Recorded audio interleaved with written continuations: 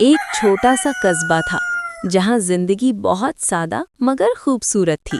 کچے راستے، چھوٹے چھوٹے گھر اور ہر طرف بچوں کی ہنسی گونجتی رہتی تھی۔ اسی قصبے میں ایک لڑکا رہتا تھا جس کا نام تھا ارسلان۔ ارسلان ایک غریب گھرانے سے تعلق رکھتا تھا، لیکن اس کے خواب بہت بڑے تھے۔ اس کی آنکھوں میں ہمیشہ چمک ہوتی، جیسے وہ کسی بڑے مقصد کے لیے پیدا ہوا ہو۔ وہ اکثر آسمان کی طرف دیکھتا اور سوچتا کہ ایک دن وہ بھی کچھ ایسا کرے گا جس سے سب لوگ اسے یاد رکھیں گے۔ ارسلان کے والد ایک مزدور تھے۔ وہ دن بھر محنت کرتے، لیکن پھر بھی گھر کے حالات زیادہ اچھے نہیں تھے۔ اس کی ماں ایک بہت پیاری اور صابر عورت تھی جو ہمیشہ اپنے بچوں کو ہمت دیتی۔ وہ ارسلان سے کہتی، بیٹا، انسان کی پہچان اس کی محنت سے ہوتی ہے، حالات سے نہیں۔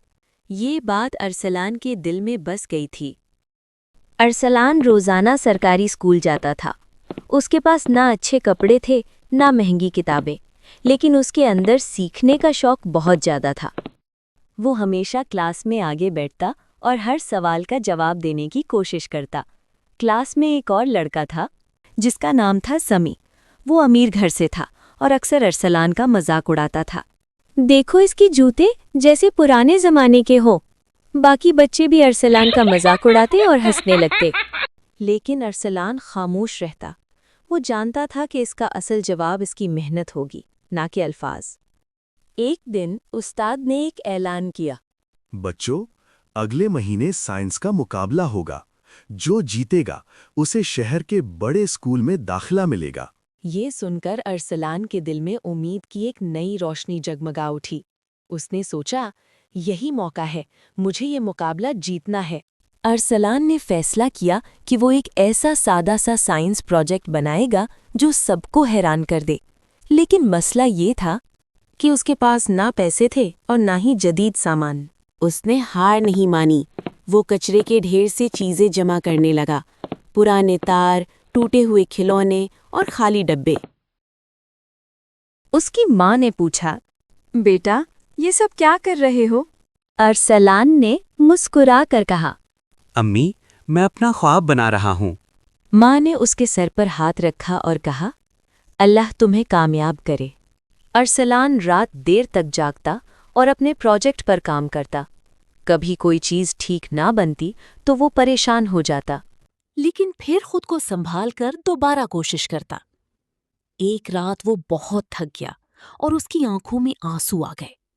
شاید میں یہ نہیں کر سکتا۔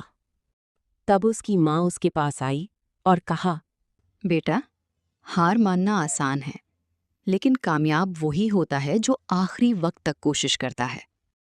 یہ سن کر ارسلان نے اپنے آنسو پونچھے اور دوبارہ کام شروع کر دیا۔ آخر کار وہ دن آ گیا۔ اسکول میں سب بچے اپنے اپنے پروجیکٹس لے کر آئے۔ کچھ کے پاس بہت جدید اور مہنگے ماڈل تھے۔ ارسلان تھوڑا گھبرا گیا، لیکن اس نے خود کو سنبھالا۔ جب اس کی باری آئی تو اس نے اپنا پروجیکٹ پیش کیا۔ اس نے ایک سادہ سا ہوا سے چلنے والا پنکھا بنایا تھا جو پرانی چیزوں سے تیار کیا گیا تھا۔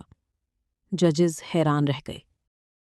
یہ تم نے خود بنایا ہے؟ ارسلان نے فخر سے کہا، جی، اپنی محنت سے۔ نتائج کا اعلان ہوا۔ پہلا انعام جاتا ہے ارسلان کو۔ پورا ہال تالیوں سے گونج اٹھا۔ ارسلان کی آنکھوں میں خوشی کے آنسو آ گئے۔ اس نے اپنی ماں کو یاد کیا۔ امی صحیح کہتی تھی۔ سمی بھی ارسلان کے پاس آیا اور کہا، مجھے معاف کر دو، میں نے تمہارا مذاق اڑایا۔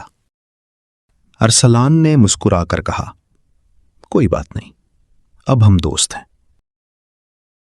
ارسلان کو شہر کے بڑے اسکول میں داخلہ مل گیا۔ اس کی زندگی بدلنے لگی، لیکن اس نے کبھی اپنی سادگی اور محنت کو نہیں چھوڑا۔ وہ ہمیشہ دوسروں کی مدد کرتا اور ہر کسی کو یہ سکھاتا کہ خواب دیکھنا آسان ہے، لیکن انہیں پورا کرنے کے لیے محنت ضروری ہے۔ ایک دن ارسلان اپنے پرانے قصبے میں واپس آیا۔